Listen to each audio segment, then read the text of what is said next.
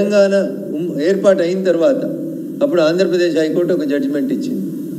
ఇంకా high court bifurcate కాలేదు. High court ఒక జడ్జిమెంట్ ఇచ్చింది. ఎన్ కన్వెన్షన్కి సంబంధించినటువంటి చెరువుని గుర్తించి దాని మీద మార్కింగ్ చేసి సర్వే చేసి ఆ ఆక్రమణని తొలగించమని చెప్పింది. బాగా చదువుకున్నారు కదా కేటీఆర్ గారు. సెల్ ఫోన్లోనే అంతా కనబడుతుంది కదా, మీకు గూగుల్ మ్యాప్లు కనబడతాయి కదా. 2014లో సాక్షాత్తు ఈ రాష్ట్ర సర్వోన్నత న్యాయస్థానం ఎన్ కన్వెన్షన్ను కూలగొట్టమని ఉత్తర్వులు ఇస్తే ఎందుకు ఇన్ని సంవత్సరాలు మీనమేషాలు లెక్కబెట్టారు?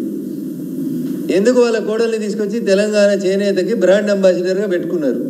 దాని వెనకాల ఉన్నటువంటి అంతర్యమైంది. 2014 నుంచి 2024 దాకా చెరువులు కట్టిన ఎన్ కన్వెన్షన్ ఒక్కొక్క ఫంక్షన్ పేరిట వసూలు చేసినటువంటి డబ్బుల్ని ఇలా తెలంగాణ ఖజానాలో జమ చేపిస్తారా చేపియరా? ఇలా రేవంత్ రెడ్డి గారు కూడా చెప్పాలి. ఒక్కొక్క ఫంక్షన్కి 50 లక్షలు కోటి రూపాయలు తీసుకుంది ఎన్ కన్వెన్షన్. 10 సంవత్సరాలు 2014లో దాన్ని సర్వే చేసి తొలగించమని రాష్ట్ర సర్వోన్నత న్యాయస్థానం చెప్తే మున్సిపల్ అడ్మినిస్ట్రేటివ్ మినిస్టర్గా పనిచేసిన కేటీఆర్ గారు 10 సంవత్సరాలు ఎందుకు ఎన్ కన్వెన్షన్ని తొలగించలేదు? దాని వెనకాల ఉన్నటువంటి లాలూచి ఏందో చెప్పుకుంటారు.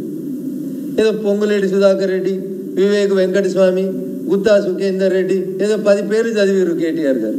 నేను ఇలా రేవంత్ రెడ్డిని, కేటీఆర్ గారిని, పొంగులేటి గారిని కూడా సూటిగా ఒక ప్రశ్న అడుగుతున్నాను. లేక్ ప్రొటెక్షన్ కమిటీ కోసం మీరు జీవో 157 2010లో తెచ్చినప్పటి నుంచి ఇయ్యాలటి దాకా సార్ అంతా కంప్యూటర్ యుగమే, సెల్ ఫోన్ యుగమే. మౌస్ క్లిక్ చేస్తే ఏ సర్వే నెంబర్లు ఎవరెంత కట్టిరో తెలుస్తుంది.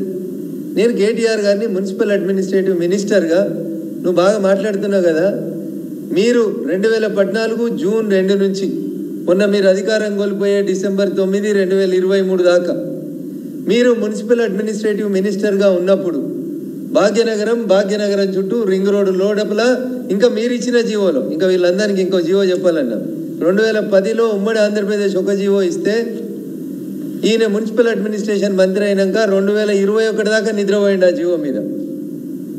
కేటీఆర్ అనేట ఆయన బాగా చదువుకున్న ఆయనే, కంప్యూటర్లో చూసి మాట్లాడేట ఆయన 2021లో ఒక జీవో ఇచ్చిండు. తర్వాత 2022లో ఒక జీవో ఇచ్చిండు.